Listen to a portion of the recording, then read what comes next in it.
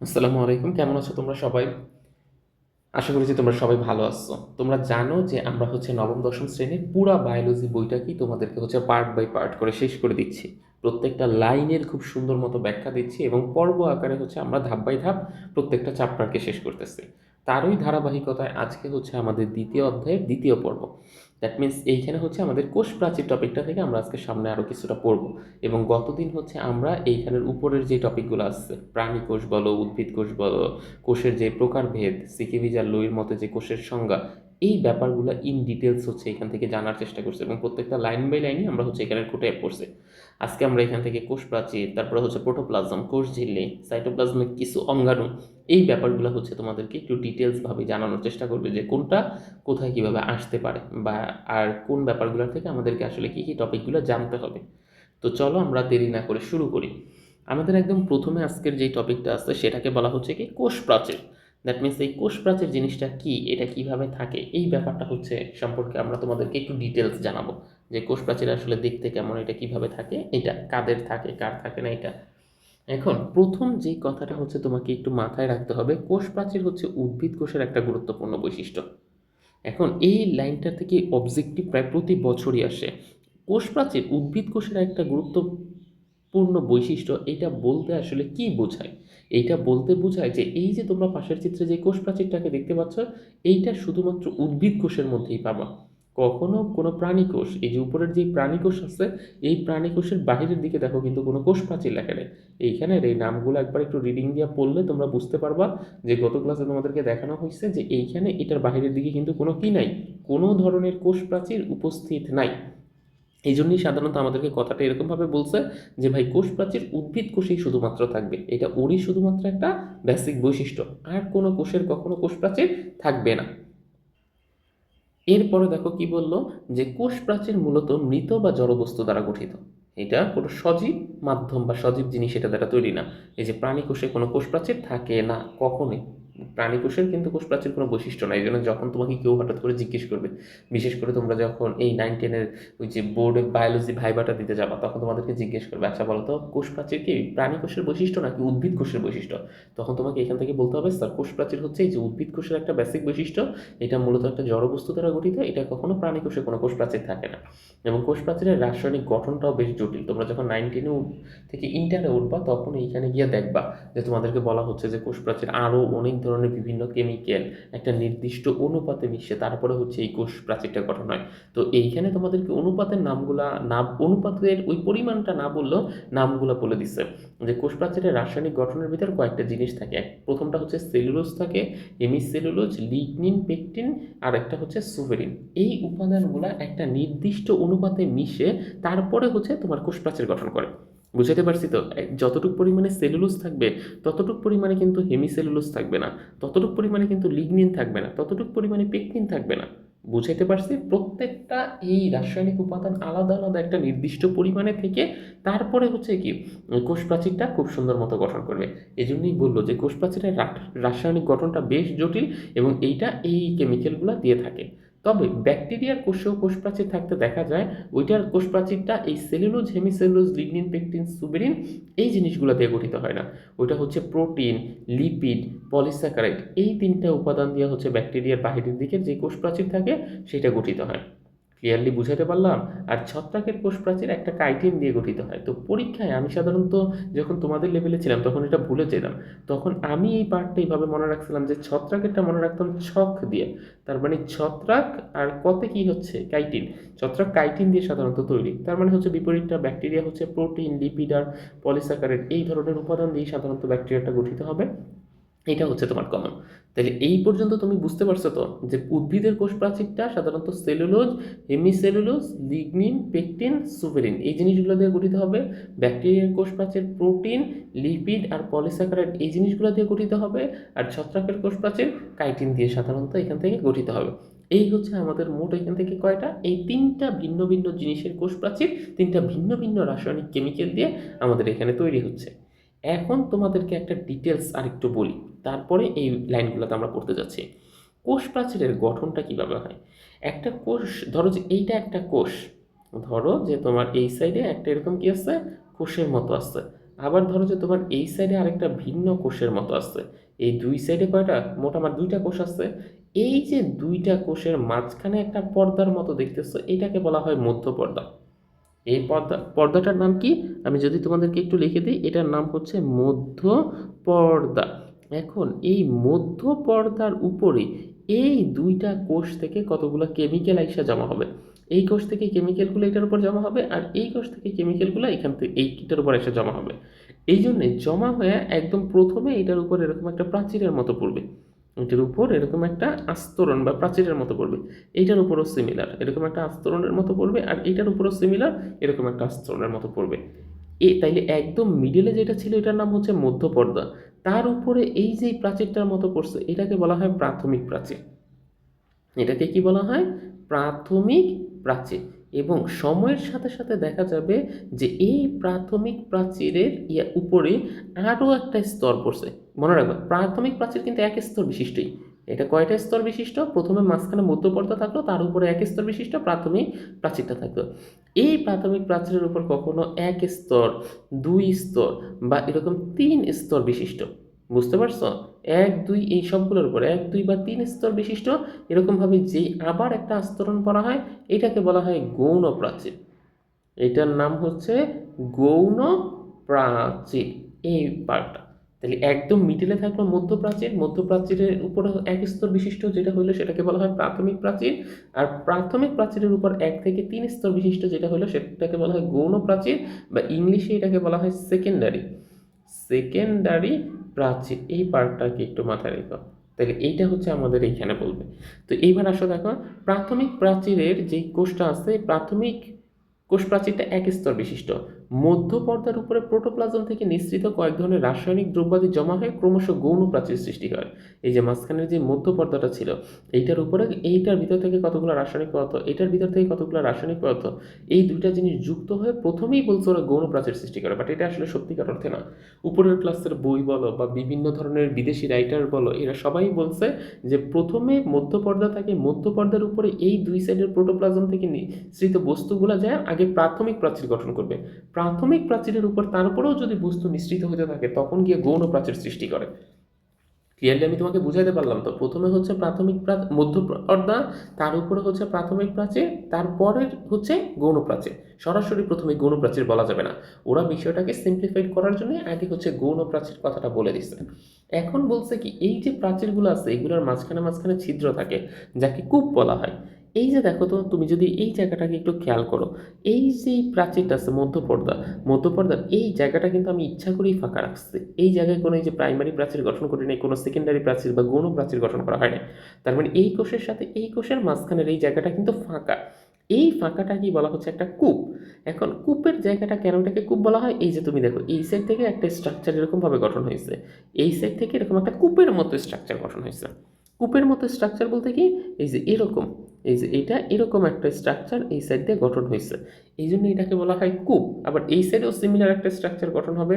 এখন এই যে দুইটা জায়গায় কূপ, এই জায়গায় কখনো প্রাইমারি প্রাচীরও থাকে না, কখনো সেকেন্ডারি প্রাচীরও থাকে না। কূপের জায়গায় কখনো কি থাকবে না, প্রাথমিক পর্দাও থাকবে না, আবার হচ্ছে এখানে কি থাকবে না, সেকেন্ডারি প্রাচীর। প্রাথমিক প্রাচীর সেকেন্ডারি প্রাচীর এগুলো কূপের এই জায়গায় থাকার ইয়ে নেই, মধ্য পর্দা মাঝখান থেকে থাকবে। তো এই কথাটাই বলছে যে এই প্রাচীরের মাঝে ছিদ্র থাকে, এই যে মাঝখান দিক দিয়ে একটা ছিদ্র থাকে যাকে কূপ বলা হয়। এখন আমাদের যেটা বললো, কোষ প্রাচীরের এই কাজটা কি, কেন হচ্ছে এই বাইরের দিকে এই কোষ প্রাচীরটা থাকতে হয় উদ্ভিদের বেলা। এটার প্রথম যে কাজ হচ্ছে এটা হচ্ছে দৃঢ়তা প্রদান করা। দ্যাট মিনস হচ্ছে কোষকে একটা স্টেবিলিটি দেওয়া। এটা কোষের আকার আকৃতি বজায় রাখে। এই যে একটা কোষের যে বাইরের দিকে যে আকারটা দেখতে পাচ্ছ, এই আকারটা বজায় রাখাই হচ্ছে কোষ প্রাচীর। এই যে এই বাইরের দিকের এই আকারটাকে বজায় রাখতে সহায়তা করে কোষ প্রাচীর, কারণ বাইরের দিকেই তো কোষ প্রাচীর থাকবে। তারপরে বলছে পাশের কোষের সাথে প্লাজমোডেজমাটা নামক একটা আণুবীক্ষণিক নালী সৃষ্টির মাধ্যমে এটা যোগাযোগ করে এবং পানি আর খনিজ লবণ চলাচল নিয়ন্ত্রণ করে।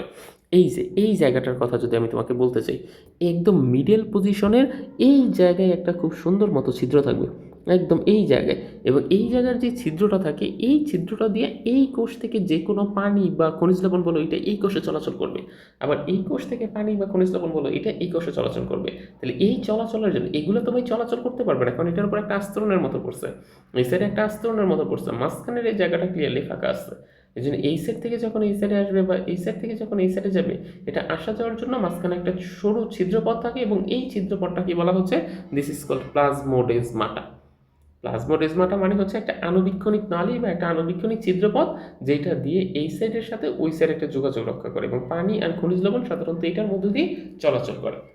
তাহলে ক্লিয়ার, এইটুকু বুঝতে পারছো? প্রথমে আমরা দেখলাম যে কোষ প্রাচীর শুধুমাত্র উদ্ভিদ কোষের মধ্যে থাকবে, এটা কখনো প্রাণী কোষের মধ্যে থাকবে না। কোষ প্রাচীরের রাসায়নিক গঠন জটিল, তবে এক একটা জিনিসের কোষ প্রাচীর এক এক ধরনের বস্তু দ্বারা তৈরি। কারোটা cellulose, hemicellulose, lignin, pectin, suberin.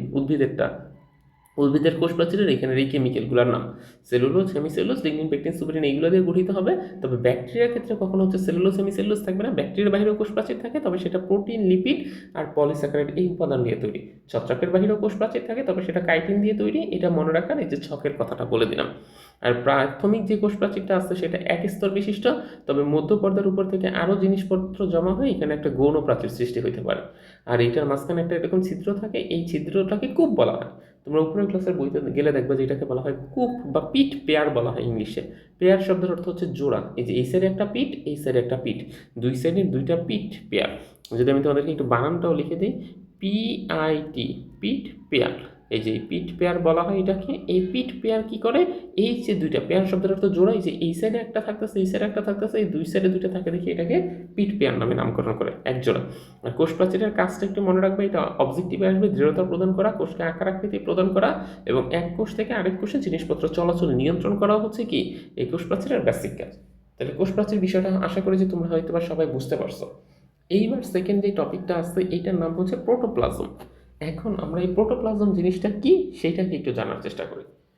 Protoplasm বলছে কি, কোষের ভিতর অর্ধস্বচ্ছ জেলির মতো থকথকে যে বস্তু থাকে তাকে প্রোটোপ্লাজম বলা হয়। কোষ ঝিল্লি দিয়ে ঘেরা সব কিছুই প্রোটোপ্লাজম, এমনকি কোষ ঝিল্লি নিজেও প্রোটোপ্লাজমের একটা অংশ। কোষ ঝিল্লি ছাড়াও এখানে সাইটোপ্লাজমীয় অঙ্গাণু আর নিউক্লিয়াস আছে। আমি তোমাদেরকে আগে একটু বলি, তারপরে হচ্ছে এই লাইনটা তোমাদের কি করি। সবসময় মনে রাখবা প্রোটোপ্লাজম, প্রোটোপ্লাজম হচ্ছে কয়টা পার্ট, প্রোটোপ্লাজম, প্রোটোপ্লাজমের পার্ট হচ্ছে মোট তিনটা।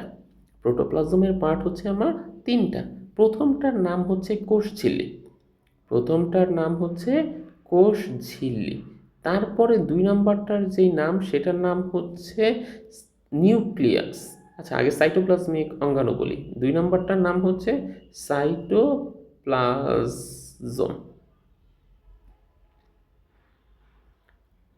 প্লাস এটার যে অঙ্গাণুগুলো আছে সেইটা। আর তিন নম্বরের যে পার্টটা আছে সেটাকে বলা হয় নিউক্লিয়াস। এই মোট তিনটা যেই অংশ আছে, এই তিনটা অংশ নিয়ে একটা হচ্ছে কি গঠিত হয়, এই প্রোটোপ্লাজমটা গঠিত হয়। তাহলে প্রোটোপ্লাজম গঠিত হবে কয়টা অংশ নিয়ে, কোষ ঝিল্লি নিয়ে, সাইটোপ্লাজমিক বিভিন্ন অঙ্গাণু নিয়ে, আর একটা হচ্ছে নিউক্লিয়াস নিয়ে। তো এই প্রোটোপ্লাজমটা আসলে কোথাকার অংশ এটা যদি একটু দেখাইতে চাই, তোমরা যদি একটু চিন্তা করো যে এইখানে হচ্ছে, যদি আমরা একদম কল্পনা করি যে প্রোটোপ্লাজম বেসিক্যালি কোথায় থাকবে, কোষ প্রাচীর নাইলে হচ্ছে একদম সবার যে বাইরের দিকে এরকমভাবে থাকতেছে, প্রোটোপ্লাজমটা থাকবে কোথায় জানো, এইটা হচ্ছে ধরো যে একটা উদ্ভিদ কোষের এই যে বাইরের দিকে এটা হচ্ছে কোষ প্রাচীর। এই কোষ প্রাচীরের পরেও ভেতরের দিকে না, এটা হচ্ছে এরকম একটা কোষ ঝিল্লি থাকে। ভেতরের দিকে এরকমভাবে ভাঁজযুক্ত একটা কি থাকে, কোষ ঝিল্লি থাকে। এইটার ভিতরে থাকে হচ্ছে এই যে একদম সাইটোপ্লাজম। এটার ভেতরে থাকে, এই যে এটার ভেতরে থাকে এরকম সাইটোপ্লাজম, এবং ওই সাইটোপ্লাজমের মধ্যে একটা জায়গায় থাকে হচ্ছে নিউক্লিয়াস, এবং বাদ বাকি অন্যান্য জায়গাগুলোতে থাকে কি এরকম প্লাস্টিড, তারপরে হচ্ছে প্লাস্টিড, তারপরে হচ্ছে মাইটোকন্ড্রিয়া, তারপরে হচ্ছে রাইবোসোম, এন্ডোপ্লাজমিক রেটিকুলাম, তারপরে হচ্ছে এরকম আরও আদার্স যে ইয়াগুলো থাকে পার্টিশনগুলো, এগুলো তার মানে এগুলো হচ্ছে সাইটোপ্লাজমিক অঙ্গাণু। এখন এই যে প্রোটোপ্লাজম বলতে মনে রাখবা এইটাকেও বোঝানো হয়, এইটাকেও বুঝাইলো, ভিতরের এই যে সাইটোপ্লাজম থকথকে জেলির মতো এই অংশটাকেও বুঝাইলো, প্লাস হচ্ছে এই যে এইখানের যে নিউক্লিয়াসের গঠনটা আছে নিউক্লিয়াসকে বুঝাইলো। তাহলে মোট কয়টা জিনিসকে বুঝাইলো, বাইরের দিকের কোষ ঝিল্লি, তারপরে হচ্ছে এইখানের সাইটোপ্লাজমিক অঙ্গাণু, আর এই যে ভিতরের নিউক্লিয়াস, এই তিনটা অংশ একত্রে বলা হচ্ছে কি আমাদের প্রোটোপ্লাজম। এই তিনটা অংশ একত্রে প্রোটোপ্লাজম বলা হয়। জন্য বলছে কোষের মধ্যে অর্ধস্বচ্ছ থকথকে জেলির মতো যে বস্তু আছে এটাকে প্রোটোপ্লাজম বলা হয়। কোষঝিল্লি দিয়ে গঠিত সব কিছুই হচ্ছে প্রোটোপ্লাজম। এই যে কোষঝিল্লি দিয়ে ঘেরা, এই যে এটার ভিতরে যা কিছু আছে, এই যে এটা যদি বাইরের দিকে যে কোষঝিল্লিটা হয়, তোমরা হয়তো বা দেখতে পাচ্ছ, এই যে এটা যদি বাইরের দিকে আমার সেই কোষঝিল্লিটা হয়, তাহলে এইটা দিয়ে ঘেরা ভেতরের দিকে যা আছে সব কিছুই হচ্ছে প্রোটোপ্লাজম। এমনকি কোষঝিল্লি নিজেও, এই যে দেখো কোষঝিল্লি নিজেটাও কিন্তু এই প্রোটোপ্লাজমেরই একটা অংশ। কোষঝিল্লি ছাড়াও এখানে আরও বিভিন্ন ধরনের সাইটোপ্লাজমিক অঙ্গাণু থাকবে। এই যে এটা একটা সাইটোপ্লাজমিক অঙ্গাণু, এটা অঙ্গাণু, এটা অঙ্গাণু, এটা অঙ্গাণু, আর থকথক এই যে জেলির মতো যেগুলো দেখতে পাচ্ছ এগুলো তো সাইটোপ্লাজম, এবং সাথে এখানে নিউক্লিয়াস থাকবে, যে ভিতরে নিউক্লিয়াস। তাহলে এই পার্ট, এটার ভিতরের এই পার্ট আর এই পার্ট, এই তিনটাকে একসাথে আমরা কি বলতেছি? এই তিনটাকে আমরা একসাথে প্রোটোপ্লাজম বলতেছি। আর প্রাণী কোষের বেলা তো বুঝতেই পারতেছে, প্রাণী কোষের বেলা শুধু পার্থক্যটা হবে বাহিরের দিকের এই পর্দাটা আমার এখানে কি হবে না, এটা থাকবে না, শুধুমাত্র এই কোষঝিল্লি থাকবে, এটার ভিতরের যেই ইয়াটা থাকবে সাইটোপ্লাজমিক যেই অঙ্গাণু প্লাস সাইটোপ্লাজম এটা থাকবে, আর তার ভিতরের দিকে কে থাকবে, নিউক্লিয়াসের যে গঠনটা আছে এটা থাকবে। তাহলে এই অংশটাই হচ্ছে আমাদের এখান থেকে প্রোটোপ্লাজমের ভিতর শিখা। এইবার দেখো আসো আমরা এরপরে যাব কোষঝিল্লি। এই যে এইখানের যে কোষঝিল্লিটার কথা বলছিলাম, এই কোষঝিল্লিটা দেখতে কেমন সেই গঠনটা হচ্ছে তোমাদেরকে যদি একটু আমরা জানাতে চাই। কোষঝিল্লিটা এটা আমাদেরকে বলতে চাইলো কি, যে প্রোটোপ্লাজমের বাহিরে দুই স্তর বিশিষ্ট যে স্থিতিস্থাপক পর্দা থাকে। তাহলে এইটুকু তোমরা আগেই বুঝে ফেলতে পারতেছো যে কোষঝিল্লি বেসিক্যালি দেখতে দুইটা স্তরযুক্ত হবে। এটার একটা স্তর থাকবে না, এটা কয়টা স্তর, দুইটা স্তর, একটা হচ্ছে বাইরের দিকে বহিঃস্তর আর একটা হচ্ছে অন্তঃস্তর। এই দুইটা স্তর নিয়ে সাধারণত হচ্ছে কোষঝিল্লি গঠিত হয়, এবং এটা একটা স্থিতিস্থাপক পর্দা। স্থিতিস্থাপক পর্দা বলা হয় কাদেরকে? স্থিতিস্থাপক পর্দা বলা হয় তাদেরকেই যাদের কিনা এরকম টানলে বড় করা যায় আবার টানলে ছোট হয়। দ্যাট মিনস টানলেই যে এটা ছিঁড়ে যাবে বা ফেটে যাবে এরকম কোনো কনসেপ্ট যাদের আসে না তাদেরকে বলা হয় স্থিতিস্থাপক পর্দা। ওই জন্য বলছে দুই স্তর বিশিষ্ট যে স্থিতিস্থাপক পর্দাটা আছে, দুই স্তর বিশিষ্ট এই স্থিতিস্থাপক পর্দাটাকেই আমাদেরকে কি বলা হচ্ছে, এই স্থিতিস্থাপক পর্দার নামই হচ্ছে কোষঝিল্লি বা প্লাজমা লেমা। ক্লিয়ার? এই যে দুই স্তর বিশিষ্ট বাইরের দিকে যে স্থিতিস্থাপক পর্দা থাকে এটা কি আলটিমেটলি কি বলা হয়, এটা কি বলা হচ্ছে কোষঝিল্লি বা প্লাজমা লেমা। এই প্লাজমা লেমার এই বাহিরের দিকের যে পার্টটা আছে, এই বাহিরের দিকের এই পার্টের সিকোয়েন্সে দেখো যেরকম কতগুলো ভাঁজ ভাঁজের মতো আছে, যে তুমি যদি কল্পনা করো এইটা একটা ভাঁজ, তারপরে হচ্ছে এই যে এদিকে হচ্ছে দেখো আরেকটা ভাঁজ, তারপরে এই যে এইখানে দেখো আরেকটা ভাঁজ, তারপরে এই যে এইখানে দেখো আরেকটা ভাঁজ, এরকম এটা এরকমভাবে কি করা, এটা হচ্ছে এরকম ভাঁজ ভাঁজ ভাঁজ ভাঁজ এটা যুক্ত করা। ক্লিয়ার? এই যে এগুলো কিন্তু হচ্ছে এটার এক একটা ভাঁজ, এই যে ভেতরের দিকের যে ইয়াটা আছে, এই জন্যই বলছে কোষঝিল্লি এরকম ভাঁজ ভাঁজ যুক্ত থাকে। তো এই ভাঁজগুলোকেই বলা হচ্ছে এক একটাকে মাইক্রোফিলাই। মাইক্রো শব্দের অর্থ হচ্ছে এরকম ক্ষুদ্র, মাইক্রো শব্দের অর্থ হচ্ছে কি ক্ষুদ্র, আর ভিলাই শব্দের অর্থ হচ্ছে এরকম অভিক্ষেপ। তাইলে হচ্ছে এরকম দেখো যে ক্ষুদ্র ক্ষুদ্র ছোট ছোট অভিক্ষেপ, না খুব বেশি বড় কিন্তু না। হ্যাঁ, এইখানে এটা জুম করার কারণে অনেকটা বেশি বড় হয়ে গেছে, বাট সত্যিকার অর্থে এগুলো দেখতে কিন্তু আহামরি এত বেশি কি না, এগুলো আহামরি দেখতে এত বেশি বড় না, এগুলো কিন্তু খুবই ক্ষুদ্র ক্ষুদ্র টাইপের। এই জন্য বলছে যে এই কোষঝিল্লির ভাঁজকে মাইক্রোভিলাই বলা হয়। আর যে কোনো ধরনের ঝিল্লি টাইপের জিনিস যদি তোমাকে কখনো মিন করে দেয়, মনে রাখবে এটা দুইটা উপাদান দিয়ে গঠিত হবে। একটা হচ্ছে এটা লিপিড একটা উপাদান দিয়ে গঠিত হবে, আর একটা হচ্ছে এটা প্রোটিন একটা উপাদান দিয়ে গঠিত হবে। এই দুইটা উপাদান যে কোনো ধরনের ঝিল্লি টাইপের যে বস্তুগুলো আছে এগুলা দিয়ে তৈরি হবে। আর এটাও হচ্ছে একটা বৈষম্যভিত্ত পর্দা। এটা বৈষম্যভিত্ত পর্দা কেন বলা হয়েছে, কারণ এইটাও ওই আগেরটার মতো কাউকে যাইতে দেয় আর কাউকে যাইতে দেয় না, দুই ধরনের কাজই হচ্ছে এরা করে। আর এটার মাধ্যমে পানি প্লাস হচ্ছে যে খনিজ লবণ আছে এগুলো চলাচল হচ্ছে খুব সুন্দর মতো কি হয়, নিয়ন্ত্রিত হয়। আর একটা কোষ আরেকটা কোষের সাথে পাশাপাশি এটা আলাদা করে রাখে। তাহলে এইখান থেকে বেসিক হচ্ছে এটা দুই স্তর বিশিষ্ট স্থিতিস্থাপক পর্দাকে কোষঝিল্লি বলা হয়। এটার ভিতরের দিকের ভাঁজ থাকে, ভাঁজগুলোকে মাইক্রোভিলাই বলা হয়। এটা মোট দুইটা উপাদান দিয়ে তৈরি, একটা হচ্ছে লিপিড আর একটা হচ্ছে কি, একটা লিপিড আর একটা হচ্ছে আমাদের প্রোটিন। তাহলে মাইক্রোভিলাই থাকে লিপিড দিয়ে তৈরি, আর একটা হচ্ছে প্রোটিন দিয়ে তৈরি। এটা একটা বৈষম্যভিত্ত পর্দা, এটা পানি আর খনিজ লবণ এই জিনিসগুলোকে একটা কোষ থেকে, এইটার অপর দিকেই কিন্তু এই যে এই সাইডটাতেই কিন্তু আরেকটা কোষ থাকবে। তো এই কোষ থেকে যাতে ওই কোষে চলাচল করতে পারে, এই যে চলাচলের রাস্তাটা হচ্ছে এই যে এইটা, ওই যে চলাচলের রাস্তা হচ্ছে এই যে এইগুলা দিয়ে, এই যে এইগুলো দিয়ে সাধারণত এক কোষ থেকে আরেক কোষের মধ্যে এটা প্রবেশ করবে, এই যে এই জায়গাগুলো দিয়ে, মানে এই পুরোটাই হচ্ছে এরকমভাবে এটা দিয়ে চলাচল নিয়ন্ত্রণ করে, এবং এই কোষগুলো পাশাপাশি একটা কোষ থেকে আরেকটা কোষকে আলাদা করে রাখে, এটা হচ্ছে কোষঝিল্লি। তাহলে বোঝা গেছে তো এখানে মাইক্রোভিলাই শব্দটা কিন্তু এখানে খুব ইম্পর্টেন্ট, এটা হচ্ছে খুব খুব খুব ইম্পর্টেন্ট। এই মাইক্রোভিলাই বলতে বুঝে এই যে আঙ্গুলের মতো যে অভিক্ষেপগুলো আসছে, এই যে আঙ্গুলের মতো যে অভিক্ষেপগুলো আছে এই প্রত্যেকটার নামই হচ্ছে এক একটা কি, মাইক্রোভিলাই। এবং এই মাইক্রোভিলাই কোষঝিল্লির হচ্ছে একটা পার্ট। এটা কিন্তু পরীক্ষার হলে আসবে, এবং তোমরা মোস্ট অফ দ্যামই হচ্ছে এখানে কোষ প্রাচীর দাগে দিয়ে চলে আসবে। কারণ ছোটবেলা আমারও দেখা যেত যে এখানে একটা ঝামেলা হইতো যে কোনটা যে আসলে কোষ প্রাচীরের বৈশিষ্ট্য পড়ছি আর কোনটা যে কোষঝিল্লির বৈশিষ্ট্য পড়ছি এটার পরীক্ষার হলে কি আইডেন্টিফাই করতে পারতাম না। তো তখন সাধারণত হচ্ছে এরকম একটা ঝামেলা হইতো, এই জন্য কোষঝিল্লি পার্টটা আলাদা, এবং মাইক্রোভিলাই কোষঝিল্লির একটা পার্ট। আরেকটা কথা তো তোমাদেরকে এখনো বলা হলো না, কোষঝিল্লি কিন্তু দুইজনেরই থাকে। দ্যাট মিনস এটা হচ্ছে উদ্ভিদেরও থাকবে, এটা হচ্ছে কি থাকবে, এটা হচ্ছে প্রাণীরও থাকবে। উদ্ভিদ আর প্রাণী দুইটা অংশেরই হচ্ছে সাধারণত এই কোষঝিল্লির যে বেসিক পার্ট আছে এটা থাকে, কিন্তু কোষ প্রাচীর কিন্তু শুধুমাত্র উদ্ভিদ কোষে থাকে। থাকে। এটা কিন্তু কখনো প্রাণীকোষে থাকার কোনো আলাদা ধরনের স্কোপ হবে না। এই পার্টটার কথা হচ্ছে এখান থেকে একটু মাথায় রাখবা।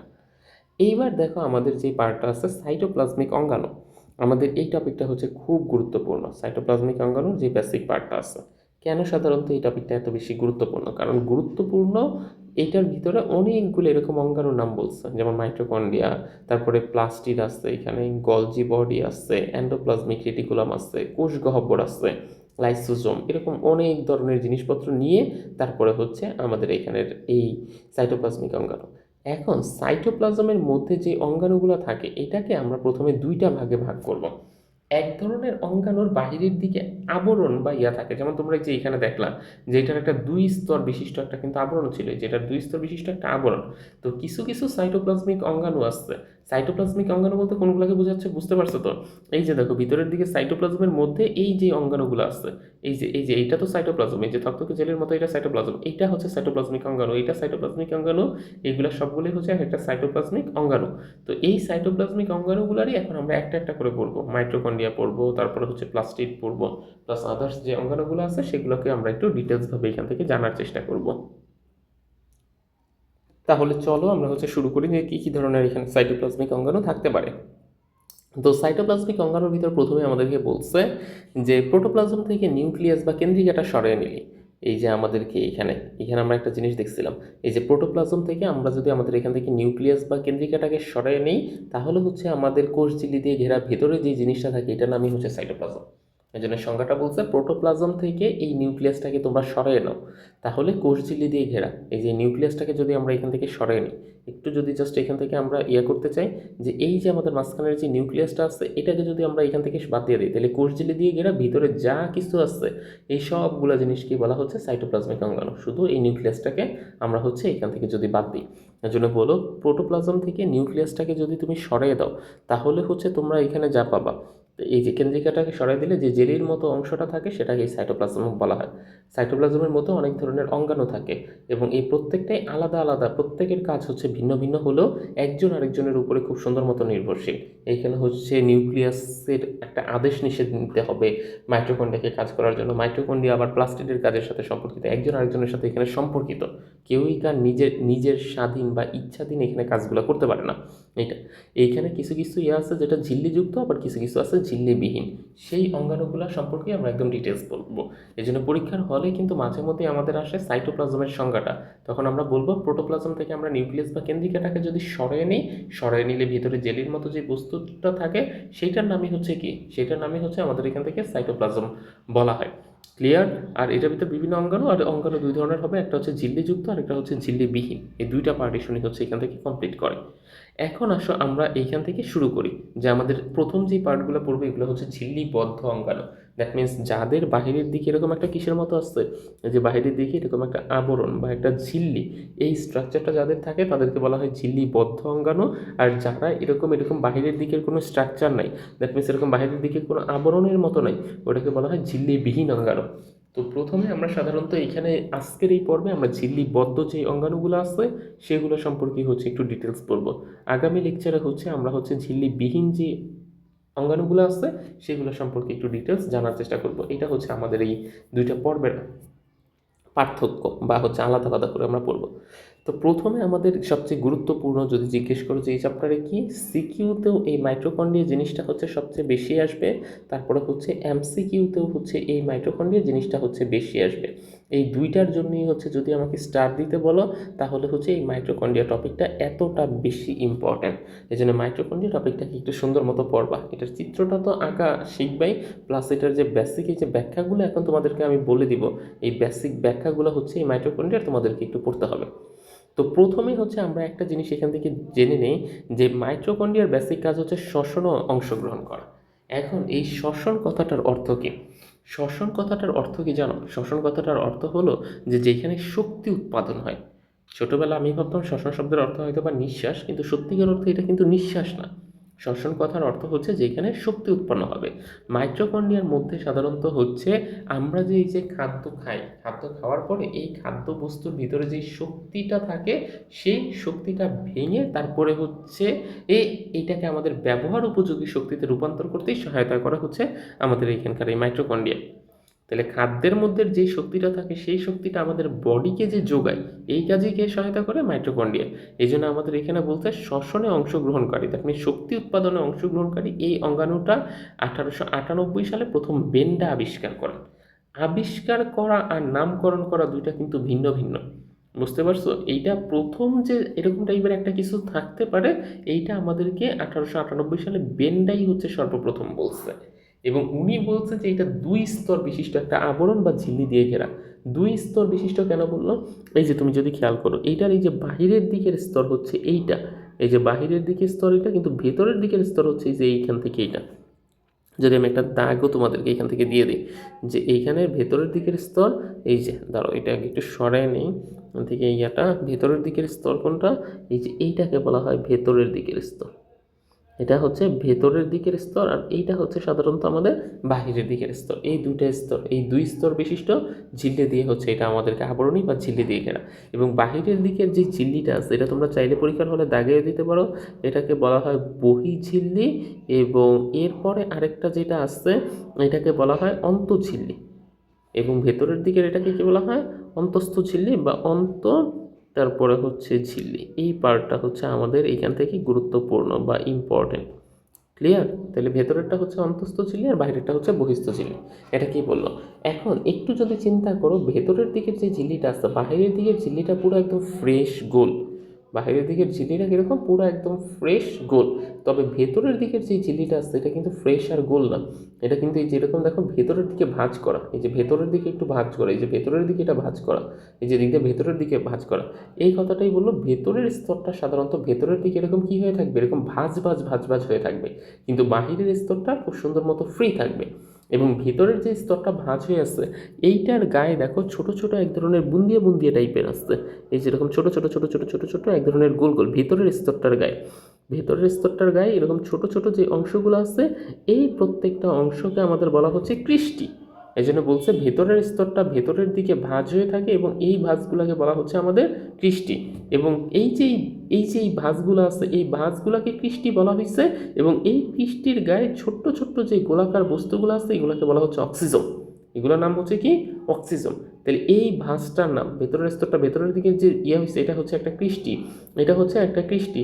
এই যে এটা হচ্ছে আরেকটা কৃষ্টি। তবে এই কৃষ্টিগুলোর গায়ে যে গোল গোল গোল গোল গোল গোল যে বস্তুগুলো আসছে, এগুলোর নাম হচ্ছে অক্সিজম। তাহলে অক্সিজম কোনটা আর কৃষ্টি কোনটা, এটা বুঝতে পারছো? আমি কিন্তু বারবার বলতেছি, আমাদের মধ্যে একটা ভুল ধারণা আছে, এই গোলগুলারই বলা হচ্ছে কৃষ্টি, এটা না। আমাদেরকে এখানে বলা হচ্ছে যে এই ভাঁজটাকে বেসিক্যালি বলা হয় কৃষ্টি।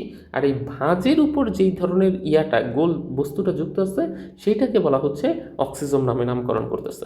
সেটার নাম কি? অক্সিজম। অক্সিজমে বিভিন্ন উৎসেচক বা এনজাইম সাজানো থাকে।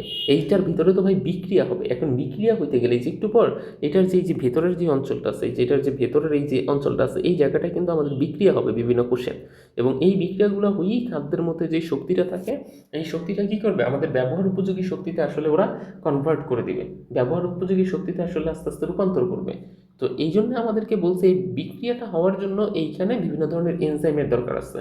তো ওই এনজাইমের সিকোয়েন্সে আলটিমেটলি কে সহায়তা করবে? ওই এনজাইমই আলটিমেটলি থাকে হচ্ছে এই যে গোল গোল গোল গোল যে বস্তুগুলো আছে অক্সিজেন, এই অক্সিজেনগুলোর মধ্যে সাধারণত হচ্ছে কি থাকে? ওই এনজাইমটাই হচ্ছে থাকে। ক্লিয়ারলি আমি তোমাকে পার্টিশনটা তো বুঝাইতে পারলাম নাকি? তাইলে আমি আরেকবার পরে বলে দিচ্ছি, বাট একটু বুঝছো যে এইখানে যে বিন্দুযুক্ত অক্সিজেনগুলো, এগুলোর মধ্যেই এনজাইম থাকবে, যেই এনজাইম এইটার মধ্যে সংগঠিত বিক্রিয়াগুলোকে নিয়ন্ত্রণ করবে। এখন মাইটোকন্ড্রিয়ার ভিতরে না, একদম এই যে ভিতরের দিকের এই জায়গাটা তোমরা বলো, এই জায়গাটা এরকম তরল একটা থকথকে জেলির মতো থাকে। ওই যে আমরা যে উপরে দেখছিলাম প্রোটোপ্লাজম বলো বা সাইটোপ্লাজম বলো, তো মাইটোকন্ড্রিয়ার ভিতরে এরকম প্রোটোপ্লাজম বা সাইটোপ্লাজমের মতো একটা উপাদান থাকে। কিন্তু সমস্যাটা হচ্ছে কি, মাইটোকন্ড্রিয়ার এটাকে প্রোটোপ্লাজমও বলা হয় না, মাইটোকন্ড্রিয়ার এটাকে সাইটোপ্লাজমও বলা হয় না। মাইটোকন্ড্রিয়ার এটাকে বলা হচ্ছে ম্যাট্রিক্স। বাট উপাদান কিন্তু ওই যে ওই তরল থকথকে জেলির মতো যে উপাদানটা আছে, সেটাকে আলটিমেটলি বলা হয়। বুঝাইতে পারছি? এইটার ভেতরে এরকম তরল থকথকে জেলির মতো একটা অংশ থাকে। এই অংশটা, এই যে এই দুইটা ফাঁকা জায়গার মধ্যে, এই যে এই ফাঁকা জায়গাটার মধ্যে, এই ফাঁকা জায়গাগুলোর মধ্যে তরল থকথকে জেলির মতো যে অংশটা থাকে, এটার নামই বলা হয় কি? ম্যাট্রিক্স। এইটা জীবদেহের শ্বসন কার্যে সাহায্য করাই হচ্ছে মাইটোকন্ড্রিয়ার প্রধান কাজ। এবং আমরা একটু পরে আমাদের একটা চ্যাপ্টার আসছে, সেই চ্যাপ্টারে হচ্ছে পুরোটা বলে দিবে যে মাইটোকন্ড্রিয়া যে শক্তি উৎপাদন করে, এই শক্তিটা কিন্তু একটা বা দুইটা ধাপে উৎপন্ন করে না। এটা কিন্তু মোট 4টা ধাপে উৎপন্ন করে। শক্তি উৎপাদনের কয়টা ধাপ? শক্তি উৎপাদনের ধাপ হচ্ছে 4টা। এর ভিতর একটা হচ্ছে গ্লাইকোলাইসিস, অ্যাসিটাইল কোএ, ক্রেবস চক্র এবং ইলেকট্রন প্রবাহতন্ত্র। এই যে 4টা পার্ট, এই 4টা পার্ট পর্যায়ক্রমে প্রথমে যে কোনো জিনিসের গ্লাইকোলাইসিস হবে, তারপরে অ্যাসিটাইল কোএ হবে, তারপরে ক্রেবস সাইকেল হবে, তারপরে ইলেকট্রন ট্রান্সপোর্ট সিস্টেম বা ইলেকট্রন প্রবাহতন্ত্র। এই 4টা ধাপ অতিক্রম করার পরে খাদ্যের মধ্যে যেই শক্তিটা ছিল সেই শক্তিটা আমাদের ব্যবহার উপযোগী শক্তি থেকে যাবে। তাহলে সরাসরি কিন্তু মাইটোকন্ড্রিয়া আসলে একটা বা দুইটা ধাপে যায় না, এরকম একটা দুইটা তিনটা চারটা ধাপ অতিক্রম করার পর তারপরে সাধারণত হচ্ছে ইয়া। এখন মাইটোকন্ড্রিয়ার ভিতর মনে রাখবা এইখানে তো মোট কয়টা, এরকম 4টা ধাপ পাস করতে হয় শক্তি উৎপাদনের জন্য। এর ভিতর প্রথম 3টা ধাপ হচ্ছে মাইটোকন্ড্রিয়ার মধ্যে সংগঠিত হয়। দ্যাট মিন্স এই সরি, প্রথম 3টা না, তো আমরা বলতেছি হচ্ছে যে গ্লাইকোলাইসিস ব্যতীত আমাদের একদম, আমি এখানে মিস করে যাচ্ছি, গ্লাইকোলাইসিস ব্যতীত শেষের যেই 3টা আছে এই 3টা ধাপ হচ্ছে আমাদের মাইটোকন্ড্রিয়ার মধ্যে সংগঠিত হয়। একটু জাস্ট মাথায় রেখো, এই গ্লাইকোলাইসিসের এই ধাপটা সাধারণত কোথায় হয় না, আমাদের মাইটোকন্ড্রিয়ার মধ্যে হয় না। তাহলে গ্লাইকোলাইসিসের এই ধাপটা কোথায় হয়, এটা পরীক্ষায় আসে, এটা হচ্ছে সাইটোপ্লাজমে হয়। এটা তোমরা 4th চ্যাপ্টারে গিয়ে হচ্ছে শিখবা। সাইটোপ্লাজমে হয় হচ্ছে গ্লাইকোলাইসিস।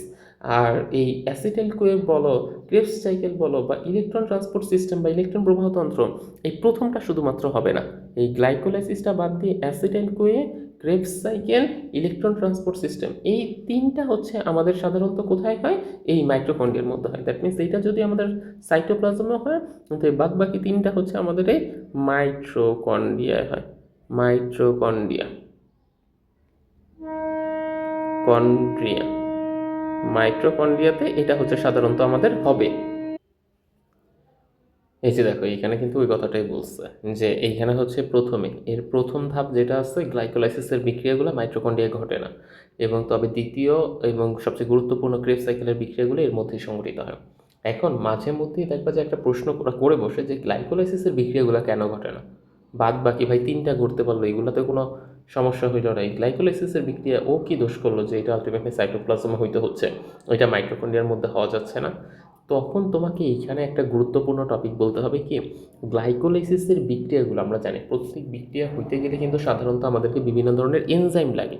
এখন গ্লাইকোলাইসিসের বিক্রিয়াগুলো হওয়ার জন্য যেই এনজাইমগুলো দরকার ওগুলা না আমাদের এই ভিতরে অক্সিজমের গায়ে খুব সুন্দর মতো কি নাই, লাগানো নাই। এই ভেতরে অক্সিজমের গায়ে এগুলা কি নাই, সুন্দর মতো এরকমভাবে লাগানো নেই। এই জন্য সাধারণত গ্লাইকোলাইসিসের বিক্রিয়াগুলো কখনো মাইটোকন্ড্রিয়ার মধ্যে হইতে পারতেছে না। এইটার হওয়ার জন্য যে বিক্রিয়াগুলো দরকার এগুলো সবগুলো আছে সাইটোপ্লাজমের মধ্যে।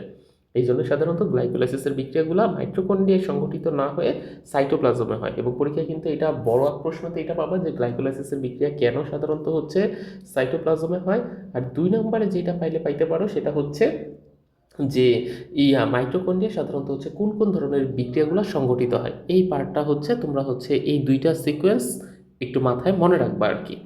এখন আমাদের এরপরে যেটা বলছে যে মাইটোকন্ড্রিয়াকে পাওয়ার হাউস বা শক্তি উৎপাদন কেন্দ্র কেন বলা হয়, এই প্রশ্নটার উত্তর যদি আমরা একটু দেখি, ক্রেবস চক্রে অংশগ্রহণকারী সব উৎসেচক এতে উপস্থিত থাকায় এই বিক্রিয়াগুলোই মাইটোকন্ড্রিয়া হয়। এই যে এখানে 3rd সাইকেল যেটা ক্রেবস সাইকেল, এই ক্রেবস সাইকেলে যত ধরনের জিনিস আসছে মানে এই বিক্রিয়াগুলো সংগঠিত হওয়ার জন্য যা যা দরকার এই সবগুলোই কি আছে মাইটোকন্ড্রিয়াতে আসছে এনজাইমগুলো। এই জন্য সাধারণত মাইটোকন্ড্রিয়া বিক্রিয়াটা খুব পারফেক্টলি হচ্ছে।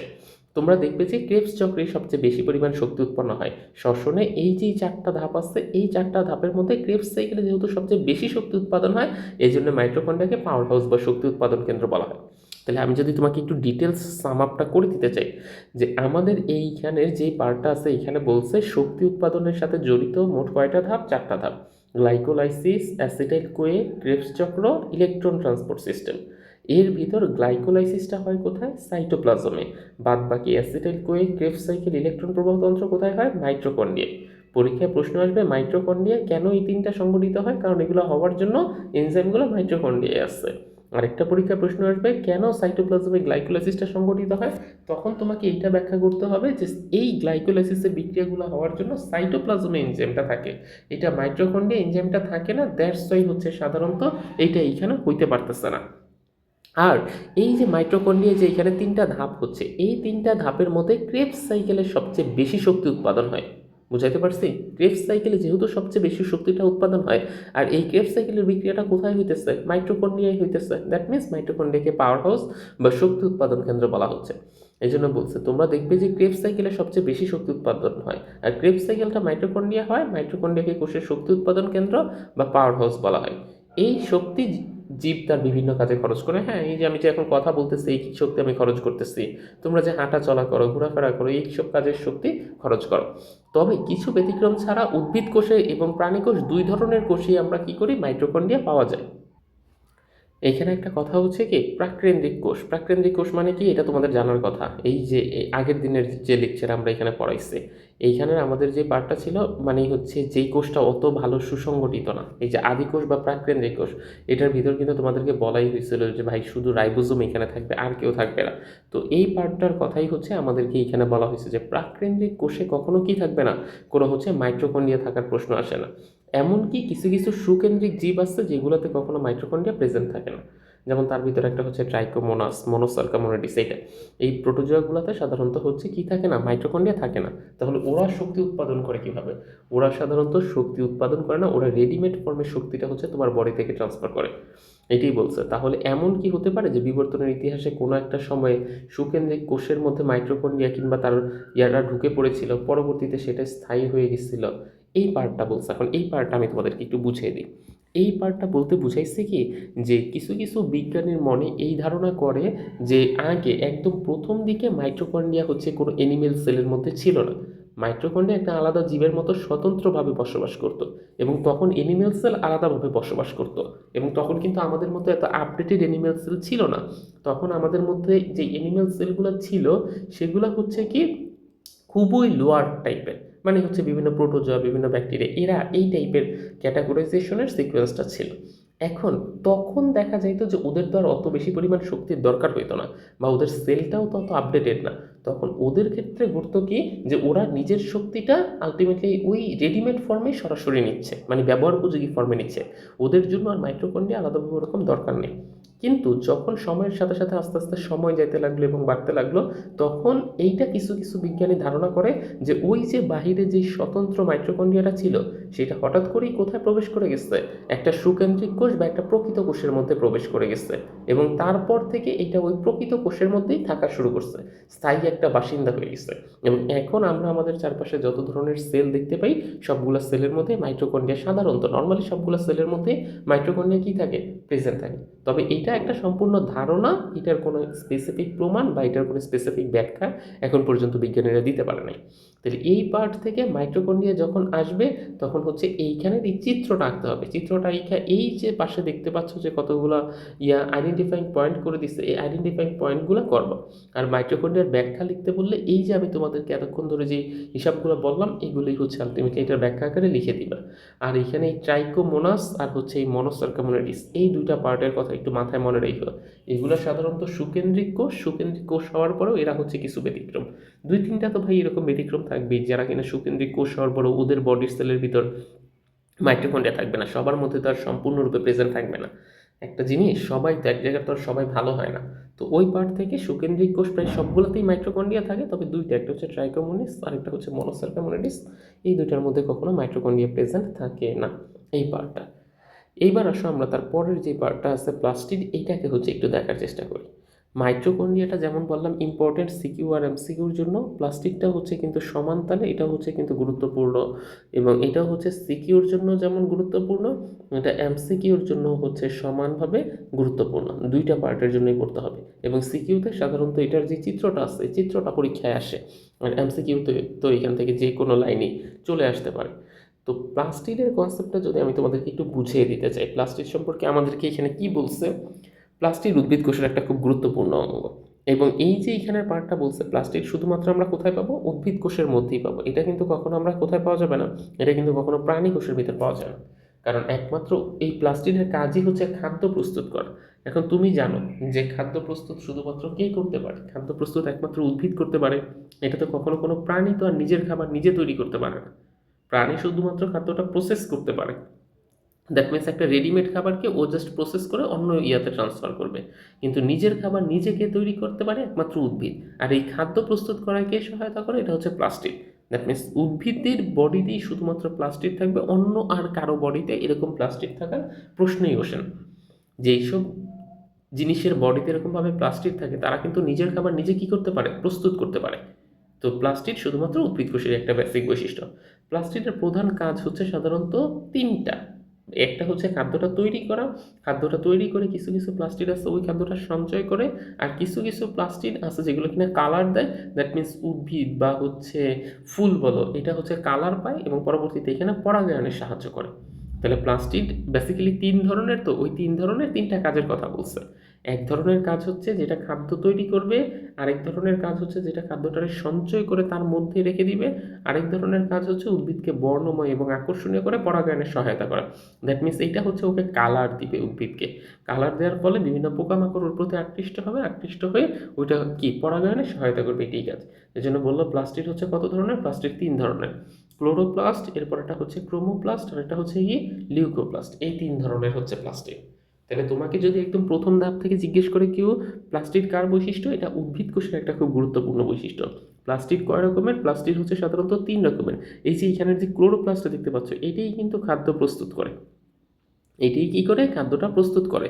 এই যে এখানে ক্রোমোপ্লাস্ট দেখতে পাচ্ছ, এইখানের এটাই কিন্তু উদ্ভিদকে যে বর্ণময় বা আকর্ষণীয় পরাগায়নে সহায়তা করে। আমরা তো একটু পরে এগুলোর ব্যাখ্যায় যাব, তখন এখানে গিয়ে দেখবো উদ্ভিদকে বর্ণময় বা আকর্ষণীয় পরাগায়নে সহায়তা করাই হচ্ছে ক্রোমোপ্লাস্টের কাজ। এই যে লিউকোপ্লাস্ট দেখতে পাচ্ছ, এটার কাজই হচ্ছে এই যে খাদ্য সঞ্চয় করা।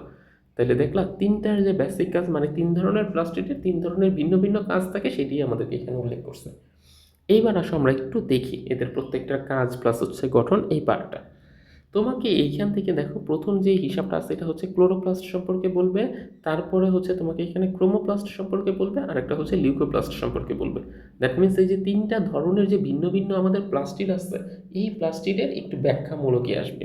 আর তার ভিতর আমাদের সবচেয়ে বেশি ইম্পর্টেন্ট হচ্ছে কোনটা, এই যে আমাদের এইখানের যে ক্লোরোপ্লাস্টের গঠনটা আছে, এই গঠনটা হচ্ছে সবচেয়ে বেশি গুরুত্বপূর্ণ।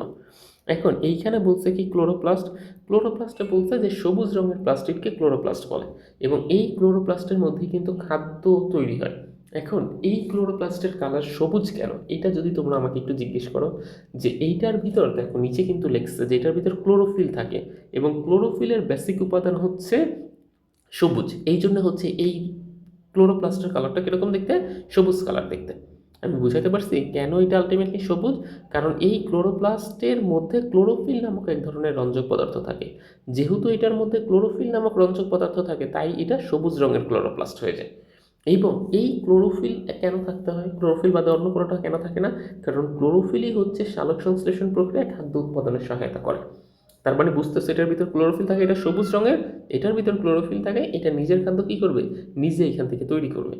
এখন কোথায় কোথায় সাধারণত এদেরকে পাওয়া যায়, এটা হচ্ছে পাতা, কচি কাণ্ড, তারপরে হচ্ছে অন্যান্য যে সবুজ অংশগুলো আসছে, এই জায়গাগুলোতে হচ্ছে তোমরা ওদেরকে পাইতে পারো।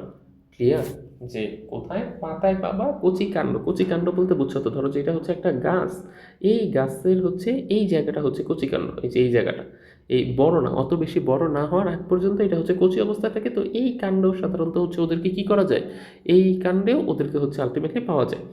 তো এই আর পাতায় তো আমরা খুব সুন্দর মতো পাবো, কারণ পাতার সবুজ কালারের বা উদ্ভিদের অন্যান্য ডালপালা ওইসব জায়গায় মাঝে মধ্যে এগুলোকে পাইতে দেখা যায়। এখন প্লাস্টিকের গ্রানা অংশ সূর্যালোকে আবদ্ধ করে, তাইলে গ্রানা অংশটা আসো আমরা হচ্ছে আগে একটু বুঝে নিই, বুঝে তারপরে হচ্ছে আমরা বাকিটা ফেরত আসতেছে। এই পাশের যে গঠনটা দেখতে পাচ্ছ, এটাই হচ্ছে বেসিক্যালি আমাদের একটা প্লাস্টিক, এইটি হচ্ছে আমাদের কি একটা প্লাস্টিক। প্লাস্টিকেরও দেখো দুইটা আবরণ, একটা হচ্ছে বাহিরের দিকে একটা আবরণ, এই যে বাহিরের দিকে একটা আবরণ এটাকে বলা হচ্ছে বহিস্থ ঝিল্লি, আর ঠিক তার ভেতরের দিকে এই যে একটা আবরণ এটাকে বলা হচ্ছে অন্তস্থ ঝিল্লি। তাহলে বহিস্থ ঝিল্লি আর অন্তস্থ ঝিল্লিটা বুঝতে পারছো তো, বাহিরের দিকের আবরণটাকে বলা হচ্ছে বহিস্থ স্তর, আর ভেতরের দিকের আবরণটাকে বলা হচ্ছে অন্তস্থ স্তর, এই দুইটা আঁকবো। তারপরে এই যে দেখো এটার ভিতরে এক ধরনের এরকম তরল থকথকে জেলির মতো আসছে, এটার এই যে তরল থকথকে জেলির মতো এইগুলাকে সাধারণত প্লাস্টিক বলো, মাইটোকন্ড্রিয়া বলো, এগুলোর মধ্যে যদি থাকে তাহলে এগুলোকে ম্যাট্রিক্স নামে নামকরণ করা হয়। তাহলে একটা বহিস্থ স্তর আছে, একটা অন্তস্থ স্তর আছে, আর তার ভিতরে একটা কি আছে, ম্যাট্রিক্স আছে। এই তিনটা পার্ট হচ্ছে আমাদের এখান থেকে আলাদা করলাম।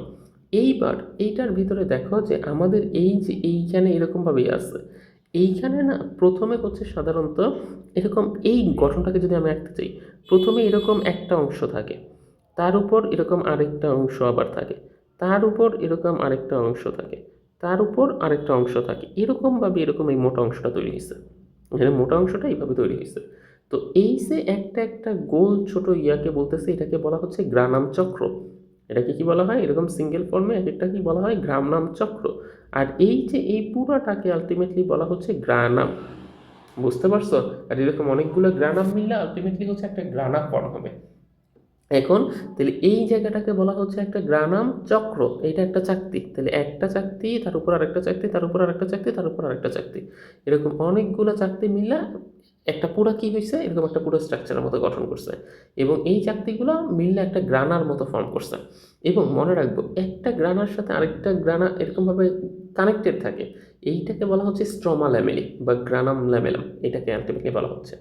বুঝতে পারছো? স্ট্রমা ল্যামেলি বা গ্রানাম ল্যামেলাম এই পার্টটাকে। তাহলে আমরা যদি একটু জানতে চাই, একদম বাহিরের স্তরটাকে বলা হয় বহিস্থ স্তর, তার ভিতরের স্তরটাকে বলা হয় অন্তঃস্থ স্তর। তারপরে ভিতরের দিকে তরল থকথকে জেলির মতো আমাদের কি থাকলো, তরল থকথকে জেলির মতো কতগুলো ম্যাট্রিক্সের মতো এখানে আমাদের থাকলো। আর এই ম্যাট্রিক্সের মধ্যে এরকম কতগুলো চাকতির সদৃশ থাকে, এটাকে গ্রানাম চক্র বা থাইলাকয়েড নামে নামকরণ করা হয়। এই থাইলাকয়েডগুলো অনেকগুলো মিলিত হয়ে এরকম একসাথে যেটা ফর্ম করে ওটাকে বলা হয় গ্রানাম।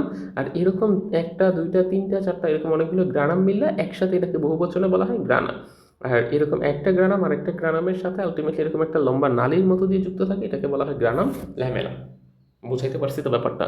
এই চিত্রটা কিন্তু পরীক্ষায় আসবে, এবং চিত্রটা পরীক্ষায় আসলে তোমাদেরকে খুব সুন্দর মতো হচ্ছে এটাকে আইডেন্টিফাইং পয়েন্ট করে দিতে হবে। তাহলে দেখো, এই যে আমাদেরকে বললো কি, এবার প্লাস্টিকের গ্রানা অংশ সূর্যালোককে আবদ্ধ করে।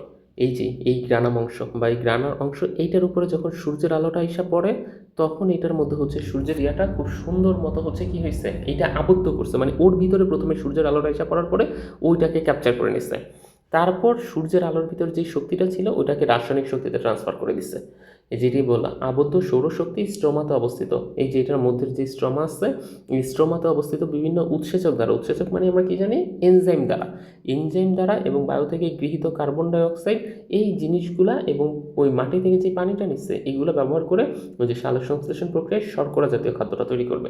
তার মানে এটা কোথায় তৈরি হবে, এটা হচ্ছে এই যে এইটার মধ্যে হয়। এই যে শর্করা জাতীয় খাদ্যটা কোথায় তৈরি হয়, এই যে এটার মধ্যে হয়। এরকম প্রত্যেকটার মধ্যে বেসিক্যালি তোমার শর্করা জাতীয় খাদ্য তৈরি হচ্ছে। এই যে প্রত্যেকটার মধ্যে আলটিমেটলি তোমার এখানে কি হচ্ছে, শর্করা জাতীয় খাদ্যটা তৈরি হচ্ছে। তো এটা কি আমাদের এখানে বলছে যে এই আবদ্ধ সৌরশক্তি স্ট্রোমাতে অবস্থিত উৎসেচক সমষ্টি এবং বায়ু থেকে যে কার্বন ডাই অক্সাইডটা গ্রহণ করে আর পানি থেকে যে ওই যে মাটি থেকে যে পানিটা পায়, এই সবগুলো মিলে সরল শর্করা আলটিমেটলি তৈরি করতেছে। এবং এইটার ভিতরে ক্লোরোফিল উপাদানটা থাকে, তাই এদেরকে সবুজ দেখায়। আর এছাড়াও ক্যারোটিনয়েড নামক এক ধরনের রঞ্জক পদার্থ এটা থাকে। দ্যাট মিনস ক্লোরোফিল আর ক্যারোটিনয়েড এই দুইটা একসাথে মিক্সচার অবস্থায় থাকে হচ্ছে এই প্লাস্টিডের মধ্যে। তাহলে তোমাদেরকে ধরো যে পরীক্ষায় এখান থেকে প্লাস্টিডের চিত্রটা আঁকতে বললো, প্লাস্টিডের চিত্র আঁকতে বললে তোমরা তো এই চিত্রটা আঁকছি, আর সাথে ব্যাখ্যা আকারে হচ্ছে এটা লাগবে, যেটা সবুজ রঙের, এটাতে ক্লোরোফিল ক্যারোটিনয়েড দুই ধরনের রঞ্জক পদার্থ থাকবে। আমি এই লাইনটা সাধারণত উপরে দিতেই পছন্দ করি, কারণ আমি আগেই যখন বলতেছি এটা সবুজ রঙের, তো সবুজ রঙের জন্য দায়ী কেন সেটাকে আমরা এখানে বলি। তারপরে কোথায় কোথায় পাওয়া যায়, এটার যে বেসিক স্ট্রাকচার, এই স্ট্রাকচারগুলো বইলে তারপরে হচ্ছে এ করি। এখন এছাড়াও তো আমরা দেখছিলাম যে আমাদের হচ্ছে প্লাস্টিক কিন্তু তিন রকমের। প্লাস্টিক তিন রকমের ভিতর একটা হচ্ছে ক্লোরোপ্লাস্ট, ক্রোমোপ্লাস্ট আর একটা হচ্ছে লিউকোপ্লাস্ট। এখন আমরা তো ক্লোরোপ্লাস্টের গঠনটা সম্পর্কে জানছি, এখনও তো আমাদের ক্লোরোপ্লাস্ট, ক্রোমোপ্লাস্ট বাদ আছে আর লিউকোপ্লাস্ট বাদ আছে। আচ্ছা, তাহলে ক্রোমোপ্লাস্টের গঠনটা সম্পর্কে আমরা একটু জেনে নিই। ক্রোমোপ্লাস্ট বলছে কি, এই প্লাস্টিকগুলো রঙিন প্লাস্টিক, তবে রঙিন বললেও সবুজ না, কারণ সবুজটা অলরেডি কিসের মধ্যে চলে গেছে, সবুজটা অলরেডি আমাদের এই ক্লোরোপ্লাস্টের মধ্যে চলে গেল না। এর জন্য বললো যে এইখানে সবুজ ব্যতীত বাদবাকি যত রং আছে সব রঙের প্লাস্টিককে একসাথে বলা হয় ক্রোমোপ্লাস্ট। এইসব প্লাস্টিকের জ্যান্তোফিল, ক্যারোটিন, ফাইকোইরাথ্রিন, ফাইকোসায়ানিন ইত্যাদি রঞ্জক পদার্থ থাকে। আর এইটার ভিতর একটু মনে রাখি, এটার ভিতর কিন্তু ক্যারোটিনয়েড, আর এইটার ভিতর যেটা বললো এইখানে ক্যারোটিন নামক উপাদানটা থাকে, রঞ্জক পদার্থ। আর এই যে রঞ্জক পদার্থগুলোকে বলা হয় কেন জানো, কারণ এই প্রত্যেকটার জন্য এই ফুল বলো বা ফল বলো এগুলো সাধারণত কী নিবে, কালার নিবে, এগুলো সাধারণত কালার নেয়। আর এই কালার নেওয়াই তো হচ্ছে এই যে ক্রোমোপ্লাস্টের জন্য বেসিক কাজ। এই জন্য বলছে যে এগুলো সাধারণত রঙিন প্লাস্টিক, এগুলো সবুজ না। এইসব প্লাস্টিকে জ্যান্তোফিল, ক্যারোটিন, ফাইকোইরাথ্রিন, ফাইকোসায়ানিন রঞ্জক পদার্থ থাকে। এই জন্যই কোনোটাকে হলুদ, কোনোটাকে নীল, আবার কোনোটাকে লাল দেখায়। আর এগুলো যদি একটাতে, ধরো যে জ্যান্তোফিল, ক্যারোটিন, ফাইকোইরাথ্রিন, ফাইকোসায়ানিন প্রত্যেকটা সিঙ্গেল সিঙ্গেল ফর্মে না থেকে যদি একসাথে মিক্সচার অবস্থায় থাকে, তখন সাধারণত এগুলোকে মিশ্রণজনিত কালার দেখা যায়। এবং এই জন্য ফুল, পাতা, উদ্ভিদের অন্যান্য অংশ খুব সুন্দর মতো আকর্ষণীয় হয়ে ওঠে। ক্লিয়ার? আর এইখানে বলছে যে এদের রঙিন ফুল, পাতা এবং গাজরের মূলে এদের পাওয়া যায়। রঙিন ফুল বলছে তার মানে বোঝো এটা কিন্তু কালারফুল একটা জায়গা। পাতা, পাতা কিন্তু সবসময় সবুজ হয় ব্যাপারটা এরকম না। অনেক জিনিসের পাতা হলুদ, একটা হালকা হলুদের মধ্যে সবুজ ছাপ ছাপ থাকে এরকম। গাজর এটা কিন্তু একটা কালারফুল। তার মানে খেয়াল করছো যতগুলো কালারফুল জায়গা আছে সবগুলো জায়গায় কিন্তু এই প্লাস্টিক এর ভিতর ক্রোমোপ্লাস্টের যে ধরনটা আছে এটাকে আলটিমেটলি মেনশন করা হয়েছে। ওই জন্য বলছে এগুলো রঙিন প্লাস্টিক তবে সবুজ নয়। এগুলোর ভিতর জ্যান্থোফিল, ক্যারোটিন, ফাইকোয়াথ্রিন, ফাইকোসাইনিন এই রঞ্জক পদার্থ থাকে, থাকার জন্য এটা কালার পায়। এবং এগুলা উদ্ভিদের যত জায়গায় এরকম কালারফুল জায়গা আছে সব জায়গায় হচ্ছে এটা প্রেজেন্ট থাকে। প্রেজেন্ট থেকে ফুলকে এরকম আকর্ষণীয় করে তোলে। এখন পরাগায়ন এই শব্দটা বলতে কি বোঝায় এটা একটু বলি।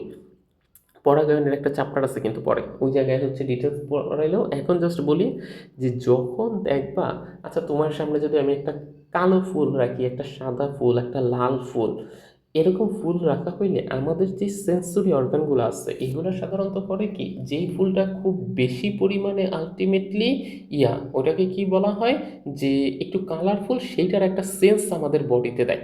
এবং তা আমরা ওই জিনিসটার প্রতি খুব বেশি পরিমাণে কি হয়, আকৃষ্ট হই। বোঝা গেছে কথাটা? তো উদ্ভিদ বা পতঙ্গের বেলাও কিন্তু কনসেপ্টটা সেম, ও কিন্তু ওই সেম জিনিসের প্রতি কি হয়, আকৃষ্ট হয়।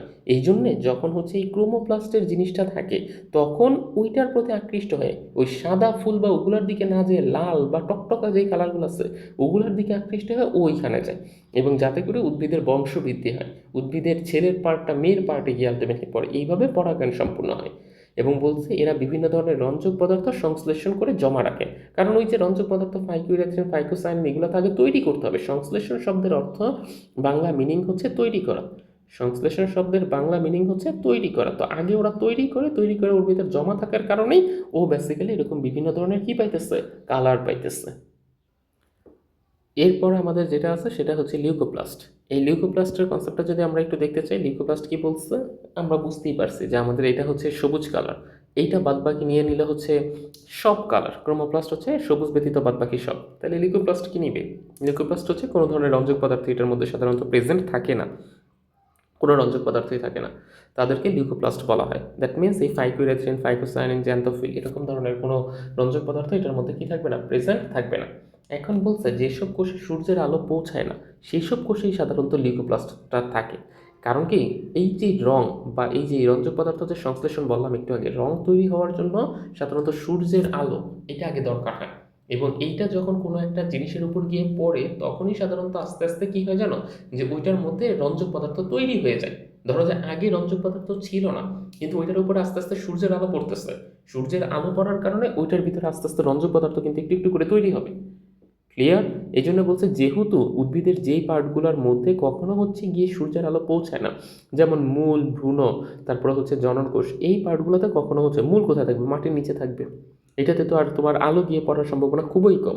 তো এই সব জায়গায় ভ্রূণ, জননকোষ এইসব জায়গাগুলোতে আলো না পৌঁছানোর কারণে সাধারণত এই জায়গায় লিউকোপ্লাস্ট থাকে। এটার প্রধান কাজই হচ্ছে খাদ্য সঞ্চয় করা। ওই যে প্রথমে যে তিনটা কাজ বলে দিলাম তার ভিতরে এইটা হচ্ছে খাদ্য সঞ্চয় করা কাজ। এবং যদি কখনো এই লিউকোপ্লাস্ট আলোর সংস্পর্শে আসে তাহলে এটা ক্লোরোপ্লাস্টে রূপান্তরিত হতে পারে, মানে এটা ট্রান্সফার হয়ে কিসে চলে যাবে, ক্লোরোপ্লাস্টে চলে যাবে। তাহলে আমাদের এইখানে প্লাস্টিডের গঠনে আমরা প্রথমে হচ্ছে একটু জানার চেষ্টা করছি যে প্লাস্টিড জিনিসটা কি, এটা যে তিনটা ধরন এবং প্রত্যেকটা ধরনের এখানে আমাদের হচ্ছে কাজ কি, এটা কিন্তু খুব ইম্পর্টেন্ট। তারপরে আমরা জানার চেষ্টা করছি প্রত্যেকটা ধরনের ভিতর ক্লোরোপ্লাস্টটা দেখতে কীরকম হইতে পারে, যে এখানের এই ক্লোরোপ্লাস্টের বেসিক বেসিক গঠনটা কীরকম এবং চিত্রসহ এটা মাথায় মনে রাখতে হবে আমাদেরকে। তারপরে হচ্ছে আমরা এখান থেকে দেখতে চাইলাম যে ক্রোমোপ্লাস্ট আর লিউকোপ্লাস্ট বাদ বাকি যে দুটো ধরনের প্লাস্টিক আছে ওরা সাধারণত এখান থেকে আমাদের দেখতে কেমন। এরপরে আমাদের যেই পার্টটা আসছে এই পার্টের ভিতরে হচ্ছে আমরা এখন দেখার চেষ্টা করব যে এগুলো কিন্তু সবগুলোই তোমরা জানো আজকের পর্বে হচ্ছে আমরা সবগুলো কি নিয়ে পড়বো, সবগুলো হচ্ছে পড়বো ঝিল্লিবদ্ধ যে অঙ্গাণু, দ্যাট মিনস সবগুলোর মধ্যে যে ঝিল্লি প্রেজেন্ট থাকবে। আর তারপরের লেকচারে হচ্ছে আমরা ঝিল্লিবিহীন যে অঙ্গাণুগুলো আছে সেগুলো সম্পর্কে একটু একটু করে জানবো। তো এই পার্টের ভিতরে এইবার আমাদের কাছে যেটা আসতেছে সেটা হচ্ছে গলজি বডি। আমাদের এই স্লাইডের পার্টে থাকবে Golgi body. Golgi body secure জন্য অত ইম্পর্টেন্ট না, এটা হচ্ছে সাধারণত তুমি জাস্ট এমসিকিউর জন্য একটু মনে রাখতে পারলেই হবে।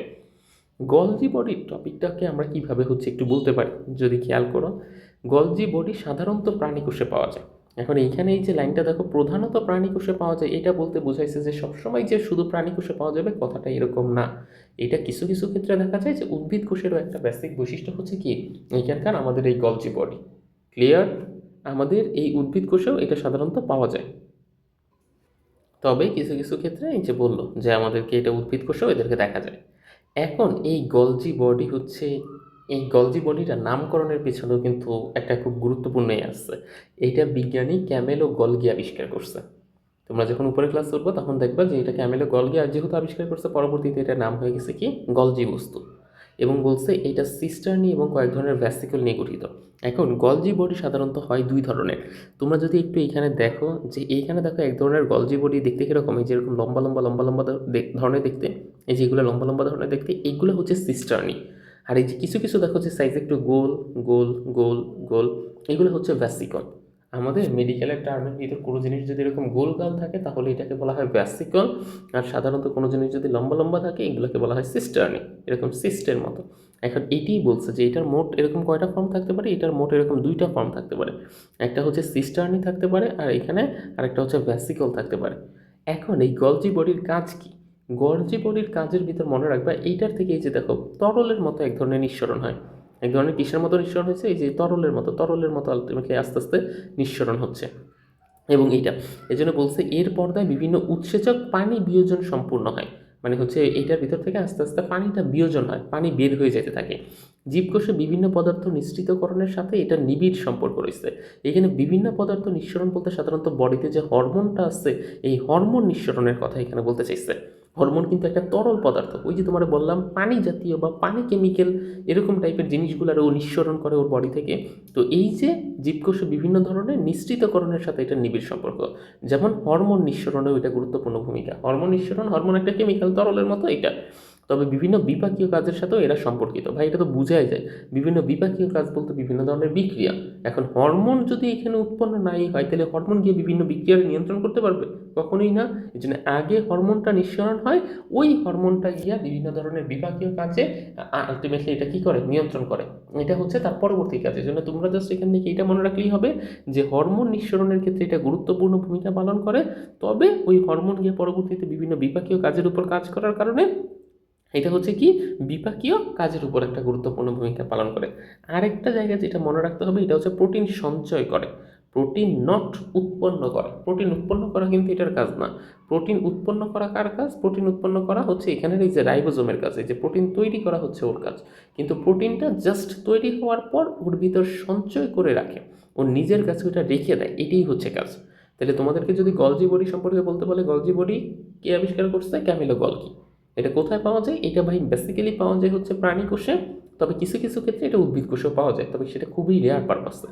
এটা কয় ধরনের? এটা হচ্ছে ভাই দুই ধরনের, একটা হচ্ছে সিস্টার্নি টাইপের আর একটা হচ্ছে ভ্যাসিকল টাইপের। সিস্টার্নিগুলো দেখতে কেমন, এরকম লম্বা লম্বা লম্বা লম্বা ধরনের হচ্ছে ইয়াগুলো সিস্টার্নি, আর এরকম গোল গোল যে ধরন সেগুলো হচ্ছে ভ্যাসিকল। এটা কী কাজে? ভাই এটার ভিতর থেকে বিভিন্ন ধরনের তরল পদার্থ নিঃসরণ হয়। তরল নিঃসরণ বলতে কি ভাই, হরমোন রিলিজ হয়। তাহলে হরমোন রিলিজে কী কাজে সহায়তা করে? ভাই হরমোন যেহেতু বিভিন্ন মেটাবলিজম বা বিভিন্ন বিপাকীয় কাজ নিয়ন্ত্রণ করবে, তাহলে এটাও বিভিন্ন বিপাকীয় কাজ নিয়ন্ত্রণ করবে। এটার আরেকটা কাজ প্রোটিন সঞ্চয়। এইটুকু জাস্ট মাথায় মনে রাখতে পারলে তোমরা হচ্ছে গলজি বডি সম্পর্কে পুরো এমসিকিউর পার্টটা হচ্ছে এখান থেকে উত্তর করে ফেলতে পারবা। এরপরে আসো যেটা আছে আমাদের এন্ডোপ্লাজমিক রেটিকুলাম। এন্ডোপ্লাজমিক রেটিকুলাম এই জিনিসটা সম্পর্কে যদি আমরা একটু জানতে চাই, এন্ডোপ্লাজমিক রেটিকুলাম জানতে গেলে এটার সাথে আরেকটা অঙ্গাণু আছে, সেটা হচ্ছে রাইবোজোমের কথা হচ্ছে আমাদেরকে একটু জানতে হবে যে এই রাইবোজোম জিনিসটা কি, এই রাইবোজোম কীভাবে কাজ করে এটা। এখন যদিও ওইটা আমরা ওই পরেই বলবো, আগে হচ্ছে জাস্ট একটু বেসিক ধারণা দিব তোমাদেরকে আর কি। এন্ডোপ্লাজমিক রেটিকুলামের আবরণীর গায়ে রাইবোজোম লাগানো থাকে। ধরো এইটা তোমাদেরকে যদি একদম সহজ ভাষায় আমি একটু একটু ব্যাখ্যা করতে চাই, যদিও এটা অনেকটা কোষ কঙ্কালের সাথে মিলে যায়, হ্যাঁ, কিন্তু তারপরে সহজ ভাষায় মনে রাখতে গেলে তুমি এরকমভাবে এটা মনে রাখতে পারো যে ধরো এটা হচ্ছে আমাদের একটা কোষ, এই কোষের গায়ে এটা হচ্ছে আমাদের একটা এন্ডোপ্লাজমিক রেটিকুলাম। এগুলো হচ্ছে কি, ধরো যে এন্ডোপ্লাজমিক রেটিকুলাম। এখন এই এন্ডোপ্লাজমিক রেটিকুলামের আবরণীর গায়ে এরকম ছোট ছোট ছোট ছোট রাইবোজোম যুক্ত থাকতেছে। এন্ডোপ্লাজমিক রেটিকুলাম কিছু কিছু আবরণীর গায়ে এরকম রাইবোজোম যুক্ত থাকতেছে, আবার কিছু কিছু আবরণী এরকমভাবে ফাঁকা থাকতেছে। দুই ধরনেরই কিন্তু এন্ডোপ্লাজমিক রেটিকুলাম আসছে। এক ধরনেরটার গায়ে এরকমভাবে রাইবোজোম একটু একটু করে লাগানো আসছে। আচ্ছা বলো তো, এইটার গায়ে যখন রাইবোজোমগুলো লাগানো আসছে তখন কি সাধারণত এটা মসৃণ নাকি এটা দেখতে অমসৃণ? তার মানে এন্ডোপ্লাজমিক রেটিকুলামের ভিতরে একটা ধরন আছে যেটা দেখতে কীরকম হবে, যেটা দেখতে অমসৃণ টাইপের। আর এন্ডোপ্লাজমিক রেটিকুলামের আরেকটা ধরন আছে যেটার গায়ে কোনো রাইবোজোম লাগানো নেই। দ্যাট মিনস ওইটা দেখতে কীরকম হবে, ওইটা দেখতে সাধারণত হচ্ছে মসৃণ পার্টের মতো হবে। ক্লিয়ার কথাটা? এই জন্যই তোমাকে বললো যে এন্ডোপ্লাজমিক রেটিকুলামের আবরণীর গায়ে, যেটার যে বাইরের দিকে যে আবরণ, এই আবরণের গায়ে রাইবোজোম লাগানো থাকে। তাই স্বাভাবিকভাবে এখানে প্রোটিন তৈরি হয়। আমরা জানি রাইবোজোমে, আমরা নেক্সট ক্লাসে পড়বো যে আমাদের রাইবোজোমের গায়ে কী হয়, প্রোটিন তৈরি হয়। তাহলে এন্ডোপ্লাজমিক রেটিকুলামের গায়ে যেহেতু এই রাইবোজোমটা লাগানো আসছে, তার মানে এখন প্রোটিনটা কোথায় তৈরি হচ্ছে? প্রোটিনটা রাইবোজোমে তৈরি হইলেও ওই রাইবোজোমটা এন্ডোপ্লাজমিক রেটিকুলামের গায়ে। সুতরাং বলতে পারি যে এন্ডোপ্লাজমিক রেটিকুলামে এই প্রোটিনটা তৈরি হচ্ছে। তারপরে বললো কোষে উৎপাদিত পদার্থের প্রবাহ পথ হিসেবে কাজ করে।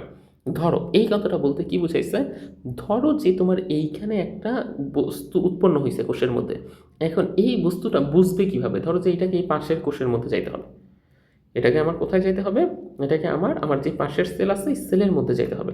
তাহলে ও আগে তো এই পর্যন্ত আসতে হবে, আইসা তারপরে এইখান দিয়ে ট্রান্সফার করে এটা ওইটার মধ্যে যাবে।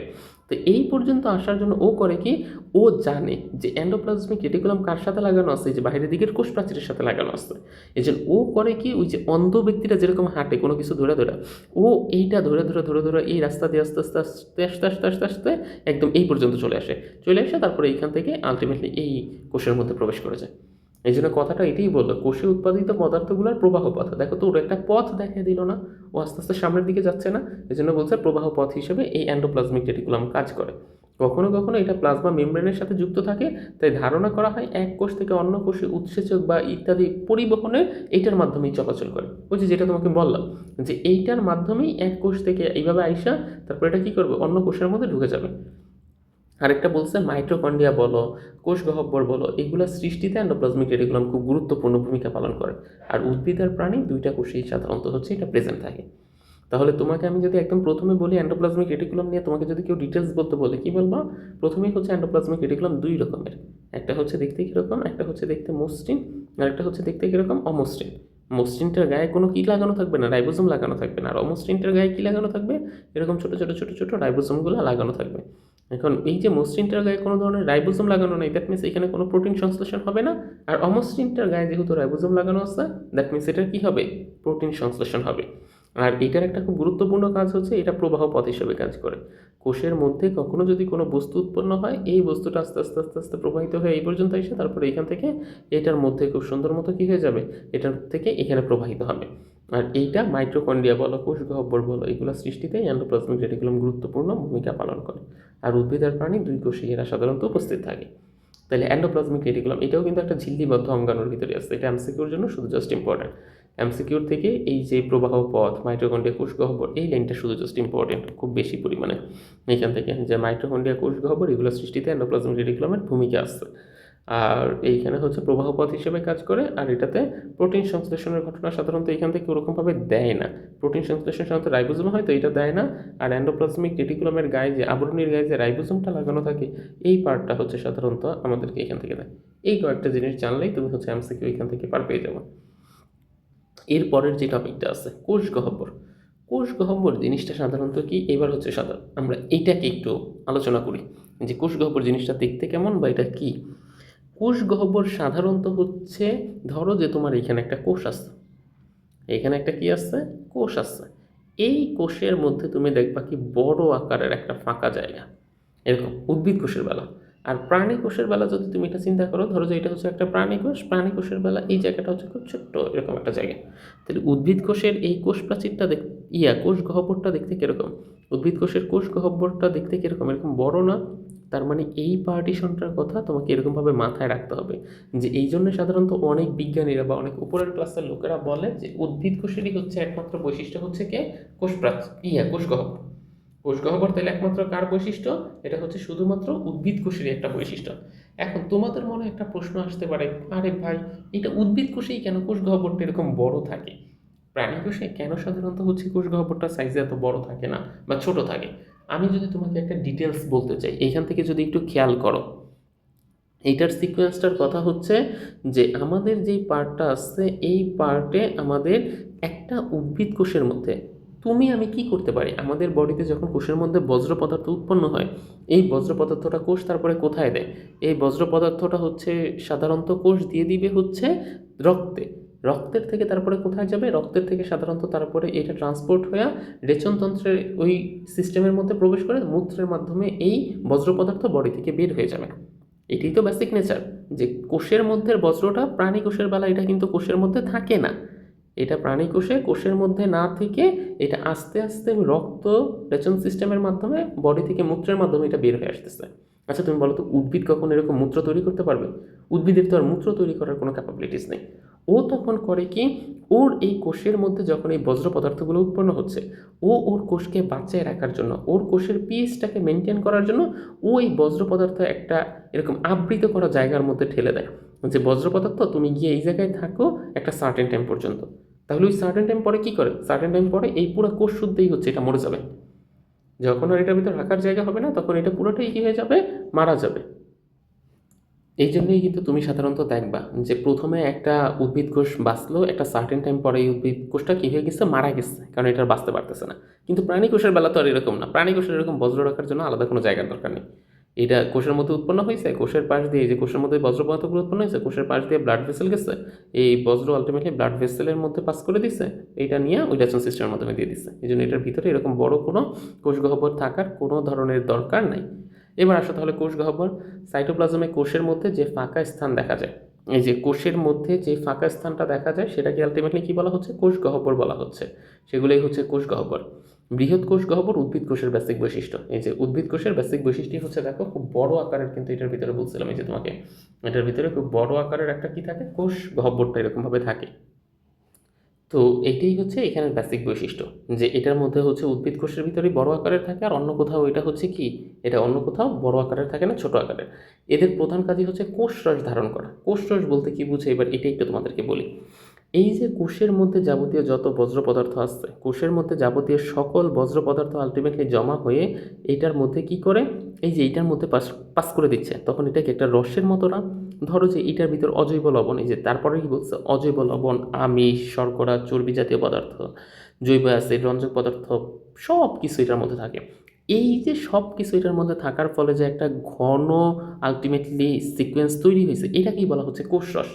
এই যে ঝিল্লির দ্বারা এই যে ভেতরের ইয়াতে আলটিমেটলি আবৃত করা ভেতরে যে তরল থকথকে পদার্থটা আছে, এটার নামই হচ্ছে কোষরস। এবং এই কোষরসের মধ্যে কি থাকবে, এই কোষরসের মধ্যে সাধারণত অজৈব যত লবণ টবণ আছে সব কিছু আলটিমেটলি প্রেজেন্ট থাকবে। এটার মধ্যে কি থাকবে, অজৈব লবণ, তারপরে হচ্ছে আমিষ, শর্করা, চর্বি জাতীয় পদার্থ, জৈব অ্যাসিড, রঞ্জক পদার্থ, পানি, সব জিনিস এটার মধ্যে সাধারণত হচ্ছে খুব জিনিস তাহলে এই যে ভিতরের এই পার্ট, এটার নামই হচ্ছে কোষরস। কোষ রস বলা হয় এটা কি। তারপরে হচ্ছে এইখানের সিকোয়েন্সে বলছে কি, প্রাণী কোষে কোষ গহ্বর সাধারণত অনুপস্থিতি থাকে বলতে গেলে, বা থাকলেও কখনো কখনো এটা খুবই আকারে ছোট থাকে। এই পার্টটা হচ্ছে আমাদের এইখানে গুরুত্বপূর্ণ। তাহলে কোষ গহ্বরটাকে আমরা জানছি। এইবার দেখো আমাদের এইখানের যেটা আছে সেটাকে হচ্ছে লাইসোজোম। এরপরে আমাদের টপিক লাইসোজোমের এই চিত্রটা দেখলে তোমরা হচ্ছে বুঝতে পারতেছো যে লাইসোজোমের কণাটা সাধারণত এখানে কিভাবে করছে। এটা হচ্ছে সেই লাইসোজোমের কণা, এটা হচ্ছে লাইসোজোমের কণাটা। এখন লাইসোজোম জীবকোষকে জীবাণুর হাত থেকে রক্ষা করে। আমাদের বডিতে তো ধরো আমরা অনেক সময় কি করি, নাক হাত না ধুই হচ্ছে অনেক সময় খাবার খেয়ে ফেলি, তারপরে স্কিন, ধরো যে এটা তোমার চামড়া, এই চামড়া ভেদ করে এটার ভিতরে জীবাণু প্রবেশ করে রক্তের সাথে মিশে গেছে। এখন যখন হচ্ছে এই পার্টিশনে এরকম রক্তের সাথে মিশে যাবে এরকম একটা জীবাণুর মতো জিনিস, তখন তো রক্তটা তো হচ্ছে কি খুব সেন্সিটিভ একটা জিনিস না, বডির মধ্যে একটা জীবাণু ঢুকে গেছে, তখন ওই জীবাণুর হাত থেকে কোষকে রক্ষা করার জন্যই সাধারণত লাইসোজোমকে ব্যবহার করা হয়। এবং এইটার যেই উৎসেচক আছে, উৎসেচক বলতে কি, আগে একটু লাইসোজোমের গঠনটা বুঝাই, তাইলে হয়তো পড়লে তোমরা বুঝতে পারবে। এইখানে এটা হচ্ছে লাইসোজোম, এবং এই লাইসোজোমের এই যে বাহিরের দিকে একটা আবরণের মতো আছে, খেয়াল করে দেখছো, এটার বাহিরের দিকে একটা কি আছে, এটার বাহিরের দিকে এরকম একটা আবরণের মতো আছে। এবং এই আবরণের ভিতরে, এই যে ভিতরের দিকের এই অংশে এরকম বিভিন্ন ধরনের এনজাইমের মতো সিস্টেম থাকে, এরকম বিভিন্ন ধরনের এনজাইমের থলি থাকে। এগুলো পুরোটা ভর্তি হচ্ছে আমাদের সাধারণত সেই এনজাইম, এগুলোর মধ্যে ভর্তি করা এনজাইম। এখন এই যে ভিতরের দিকে যে এনজাইমগুলো থাকতেছে, এই এনজাইমগুলো কিন্তু এই আবরণ দিয়ে আবৃত করা। দ্যাট মিনস এটা কিন্তু সহজে বের হইতে পারতেছে না। কোষের মধ্যে যদি তোমাদেরকে একটু দেখাইতে চাই, এইটা ধরো আমাদের একটা কোষ, এই কোষের ভিতর এটা হচ্ছে আমাদের কি সাধারণত ধরো যে সেই লাইসোজোমটা, এই লাইসোজোমের মধ্যে এই যে সেই এনজাইমগুলো সাধারণত এইখানে অবস্থান করতেছে। তার মানে এই এনজাইম কিন্তু এই কোষের মধ্যে এই আবরণের জন্য বের হইতে পারতেছে না। এখন যদি কিনা কোনো কারণে তোমার বডি ধরো যে অক্সিজেন কম পাইতেছে, লাইসোজোমের এই আবরণটাকে ভালো রাখার জন্য, এই যে বাইরের দিকের যে এই মেমব্রেন যেটা আছে এই মেমব্রেনটাকে ভালো রাখার জন্য একটা জিনিস দরকার, সেটা হচ্ছে অক্সিজেন দরকার। তুমি যতক্ষণ নিঃশ্বাস নিতে পারতেছো ততক্ষণ পর্যন্ত এই অক্সিজেনের ইয়েটা কী থাকতেছে, ভালো থাকতেছে, এটার আবরণটা ভালো থাকতেছে। কিন্তু যখনই হচ্ছে তুমি নিঃশ্বাস নেওয়াটা আস্তে আস্তে কী করে দিচ্ছ, বন্ধ করে দিচ্ছ বা কমায় দিচ্ছ, তখনই দেখা যাবে এই বাহিরের দিকের আবরণটা আস্তে আস্তে ক্ষতিগ্রস্ত হচ্ছে। তো এইটাই আমাদেরকে বলছে যে এইটার ভিতরে যে উৎসেচকটা থাকে এইটা আগত জীবাণুগুলোকে হজম করে ফেলে। এটার মধ্যে একটা জীবাণুকে ঢুকাবে, জীবাণুটাকে ঢুকে এই উৎসেচক এগুলো কিন্তু বিষাক্ত, এই বিষাক্ত জিনিসগুলো আলটিমেটলি এই জিনিসটাকে একদম পুরো ভেঙে চুরে একদম শেষ করে দিবে। ক্লিয়ার? এটাই বললো যে এটাকে হজম করে ফেলবে। এই পরিপাক করার উৎসেচকগুলো একটা পর্দা দিয়ে আলাদা করা থাকে, এই যে তোমাদেরকে যেটা বললাম এটা একটা পর্দা দিয়ে এরকমভাবে আলাদা করা থাকবে। যদি কোনো কারণে এই পর্দা ক্ষতিগ্রস্ত হয় তাহলে তোমার এই পর্দা ক্ষতিগ্রস্ত হলে যে এটার ভিতরে যে বিভিন্ন অন্যান্য অঙ্গাণুগুলো আছে না, এই যে ধরো যে মাইটোকন্ড্রিয়া ইয়াটিয়া এগুলো যে আছে না, এই বিষাক্ত এনজাইমের প্রভাবে এগুলো সবগুলো নষ্ট হয়ে যাবে এবং সার্টেন টাইমে পুরো কোষটাই নষ্ট হয়ে যাবে। বুঝতে পারছি? পুরো কোষটাই কিন্তু এখানে নষ্ট হয়ে যাবে। তো এইটাই বলল যে এইটা কোনো কারণে হচ্ছে, যেহেতু এটার ভিতরে এনজাইমগুলো একটা পর্দা দিয়ে আবৃত, তো তখন এইগুলোর সংস্পর্শে আসলে এটা নষ্ট হবে না। তখন এটার সংস্পর্শে আসলেও এটা কী হবে না, নষ্ট হবে না। কিন্তু যদি কোনো কারণে এই আবরণ ক্ষতিগ্রস্ত হয়ে যায় এবং তখন ভিতরের এই বিষাক্ত এনজাইম বের হয়ে আসে, তখন যদি এই অঙ্গাণুগুলোর সংস্পর্শে আসে তখন এই পুরো কোষ শুদ্ধ নষ্ট হয়ে যাবে।